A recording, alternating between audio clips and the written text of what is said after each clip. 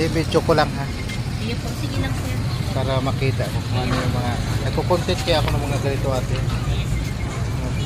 Uli sir, binukod mo may gata ini sir, may gata. Ah, kakaiba to ano? Oo, parang ganito din sir, tapos may gata sa iba mo. Madaming gata. Ito talaga yung... Ito nga sir, may ano po, may bisig siya. Gata yan sir. Anong niluto pa sa malaki? Binuto ini sir, binuto. Ah, pinuto. Ayan po. Sa Manila sir, wala niyan. Dito lang sa Kaso Bicol. madali siya sa magpanis. Sa Bicol lang siya, no? Nagawa siya sa malagkit na may gata. Ah, yes sir, sabihin mo sir. Ano. Kaso sa asin yan sir, Ito. hindi siya lagyan ng asukal. Sa ano to pa? Putong kasaba sir. Putong kasaba. Yung may nyug sir sa loob. Tsaka ito sir, yung may nyug din ito sa loob. May palaman. Ayan na, oh. Pwede yung bumili dito kay ate. Ah, say hi na ate. Oh. Ako na ako siya. Sige na, para ma... Parting ka.